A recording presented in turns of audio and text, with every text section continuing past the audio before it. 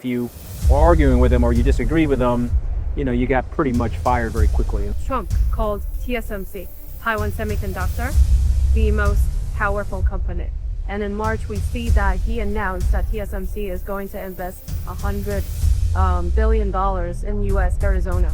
And that worried a lot of people because Long term, over 5 years, Bitcoin will be the money printers turned on, not only here in the United States, but around the world. I think as I've gotten older, I realize that the smartest people don't churn a lot. They just sit tight in really good assets. The one thing that you really have to do philosophically in life is how do you think Bitcoin will do 2025, 2026?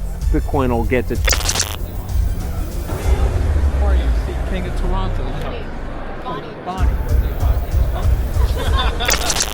We're at the Digital Asset Summit in New York, and we're going to be talking about what's next for cryptocurrencies and the geopolitical landscape. What's next for the economy? Anthony Scaramucci joins today. He is the founder of Skybridge Capital. Very honored to host Anthony. I'm David Lin, host of the David Lin Report. Bonnie from Bonnie Blockchain.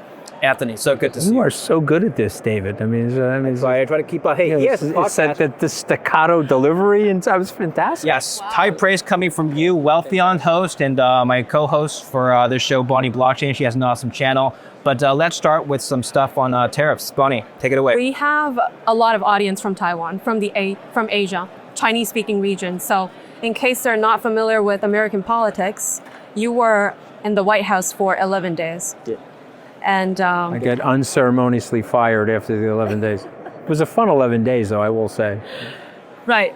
So how is working with President Trump?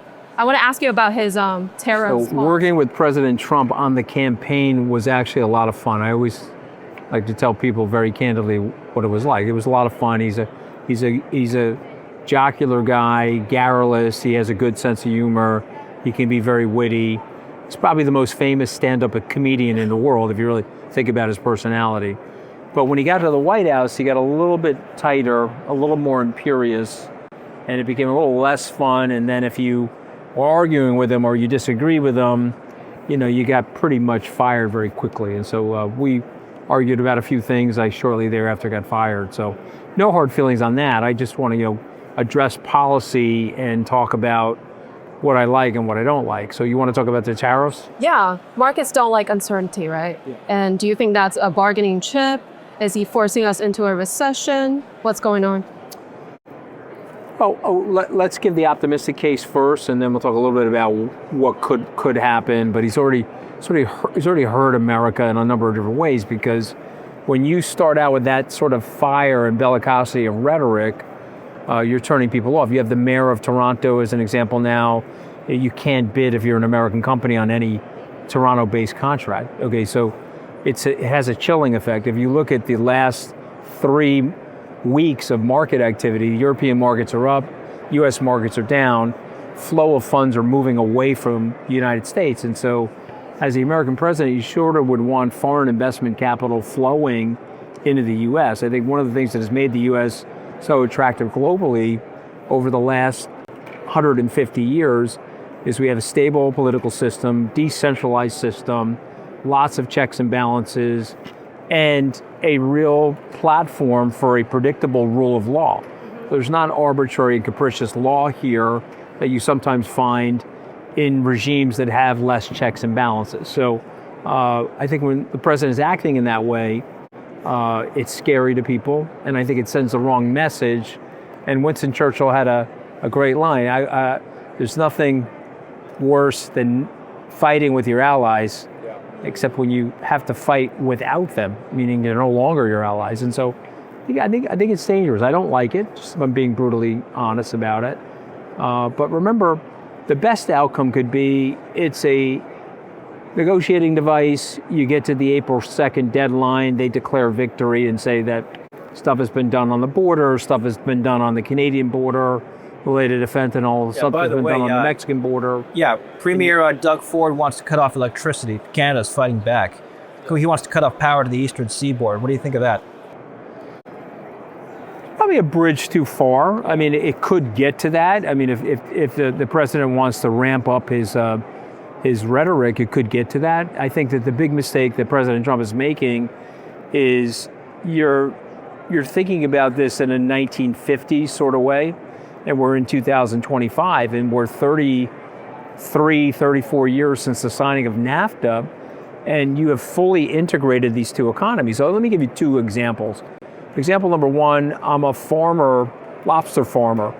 I've got lobster farm situation in Maine. I'm catching the lobster in US water, but I'm shipping it to a processor across the border in Canada.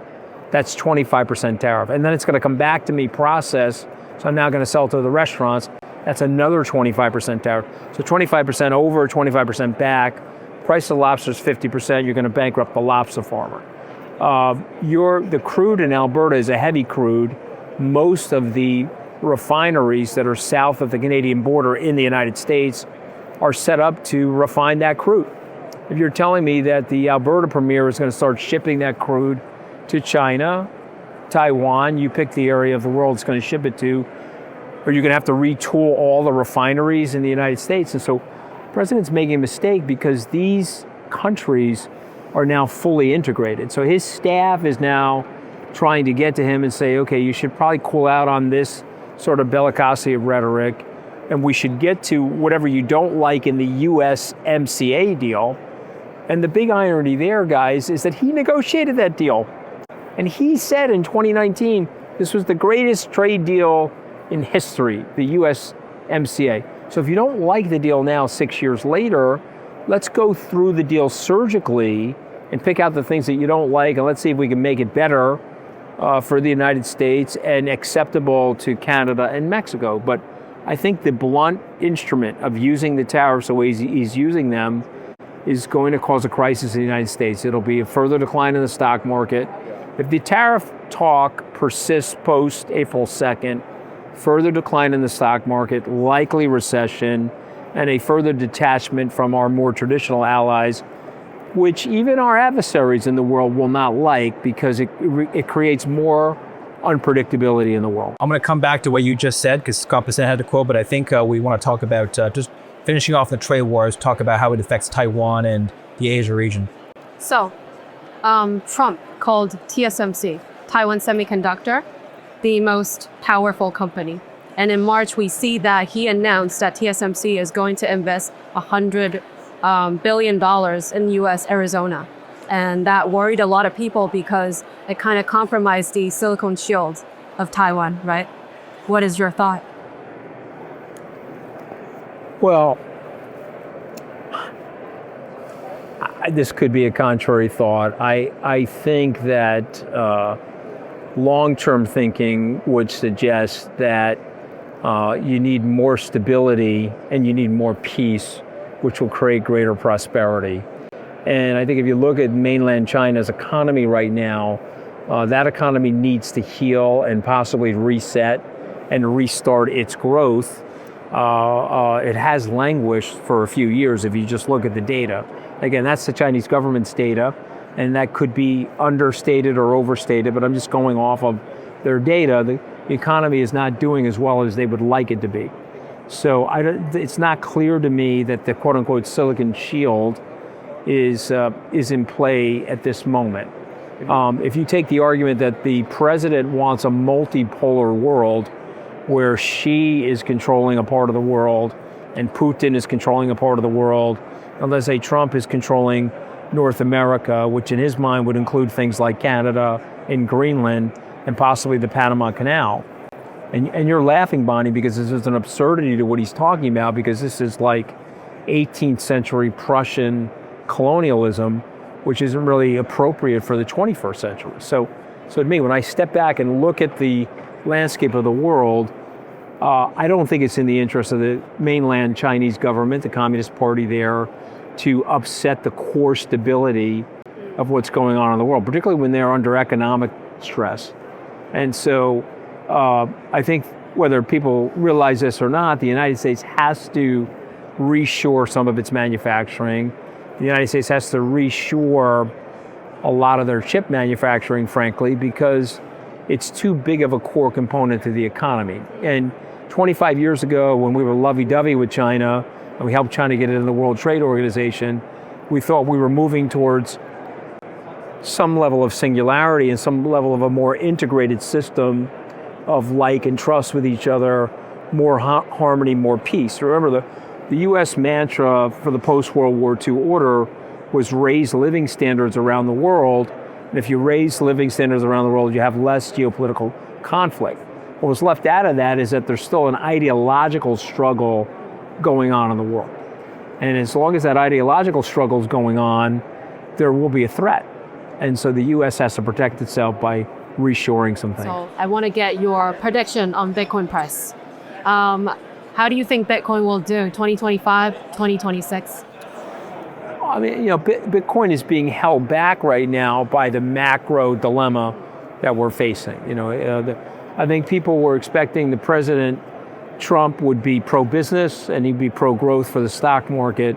I don't think they were anticipating these sort of starts and stops with the tariffs and this level of uncertainty. And so if it gets calmer and it looks more like the 2017, 2021 Trump term, Bitcoin will get to 200,000 this year.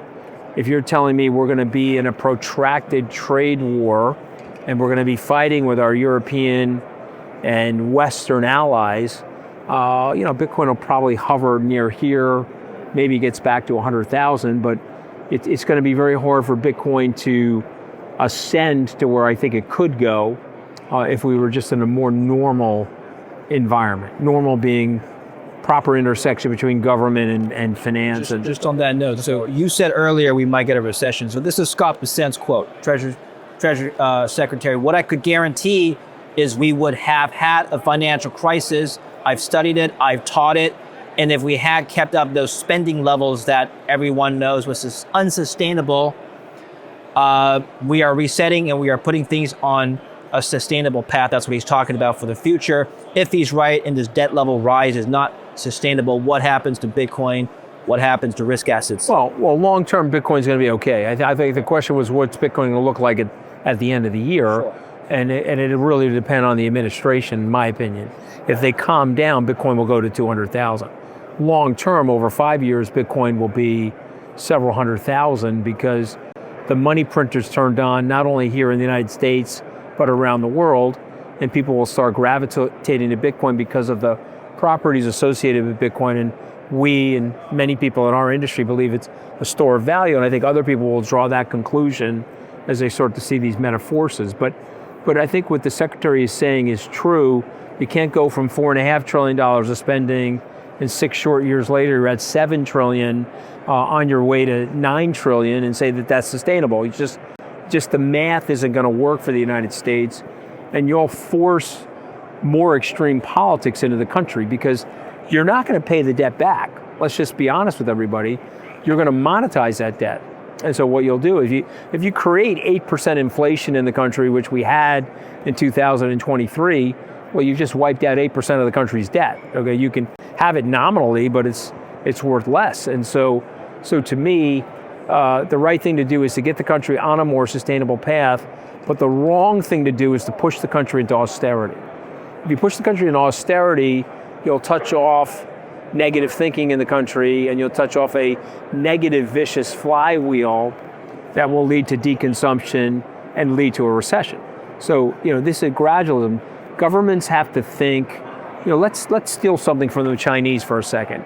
The US government has to think in 10, 15, 20, possibly 25-year movements. We don't have a project 2049, okay, but we need one, right? And so what is that project? How do we look over the next 15 years? You can manage the deficit, and you could reduce the deficit as a percentage of GDP, and you could do it gradually, which wouldn't cause recessionary or austerity-like pain. So, the problem is you're dealing with the president. And so Scott's hamstrung. If Scott was dealing with a more rational political leader, less self-absorbed, you'd be able to sit down with him and say, okay, here's what we need to do. Return to pay-as-you-go legislation, which worked in the 1990s, benchmark with our colleagues in the Congress certain levels of spending, and this continuing resolution that's taken place for almost 13 years now in the American government, and you could get things right-sized, and the markets would be very satisfied with that. No one's suggesting that the current spending should grow and get out of control. But there's a methodology to slowing down the spending that won't overly hurt the economy, the markets, or lower or middle income people. But I'm not going to get a lot of attention if I'm President Trump saying all that. It's more interesting and it's more addictive to go on and off with the tariffs and get a lot of news attention and have these sorts of microphones in my face in the Oval Office all day. How is Skybridge adjusting the portfolio after the Bitcoin reserve? So Skybridge has had a couple of very good years. I'm not allowed to talk about the performance because we're registered, but I'll just say this. If Bitcoin went from 16,000 in January of 2023 to, let's call it 80,000, and Skybridge had a 25-ish% position in its overall portfolio in Bitcoin, you'd have to imagine that we've had a couple of really good performance years. And so what I said from the stage here at DAS, and I'll say to you guys, and I would say it globally, is that we're going to hold our Bitcoin position and possibly even expand our Bitcoin position. And I'll take the position that Bitcoin may muddle a little bit this year because of the metadata and the macroeconomic forces, but I think it's probably a 5x in 5 years. And so I'm going to hold that asset, and I think we're going to get rewarded for that. Now, will there be volatility? Sure. But, you know, I think as I've gotten older, I realize that the smartest people don't churn a lot. They just sit tight in really good assets. I think that's what Skybridge is going to do over the next 5 years. How are you hedging against volatility? I'm not. Okay. I'm not. Are you still buying at this price? We are. Okay. I just bought some recently at this price. I think we'll wrap up with a few questions about you, Anthony. Yeah. Audience wants to learn about you and your journey to success. I was 6'4" when I met Donald Trump, and look at me now. All right, that's what we'll start with. Okay, go ahead, Bonnie. Well, what do you I was want to talk preparing for about? this interview, and I watched one of your interviews. You said you are from a middle-class family, and your dad was a crane operator, and you're super mega successful right now. If you could go back and meet your younger self, what would you say to him? Well, you know, listen, it's a great question, but I think that the one thing that you really have to do philosophically in life is not look back. I think what sometimes happens, and the great Chinese philosopher Lao Tzu once said, if I look back, you can sometimes think about things that you made mistakes in, you can fill your mind with regret, you become depressed. If you look forward, you could get anxious about the future because the future is uncertain. We don't know what's coming. And so the best thing you could do is live in the present. But what I would say to you guys is if I could look back, I would get on the phone with myself or get face to face with myself, and I'd grab myself by the collar, Bonnie, and I'd say, take more risk, be more confident, be more sure of yourself. Because when you grow up the way I did, you're born with some inherent insecurities related to the corporate environment. You know, my dad was a blue-collar worker. I never saw the inside of a country club, never hit a golf ball, never swung a tennis racket, never saw a building like this when I was a kid, or been in a commercial office building. And so it is daunting and it is intimidating because you have to make that transition. It's almost like a rite of passage. And I think I would tell my younger self to be way more confident than I actually was. And it's okay to be confident. It doesn't mean to be arrogant, but it's okay to believe in yourself. Well, you're one of the most confident, successful people we know, Anthony. Thank you so much for coming on the show. Pleasure. You really had a lot going on, man. This is so, Bonnie, this is so impressive. Are you not impressed with this? I am very. Well, he slicked us out of the interview, and it's really good. Thank you.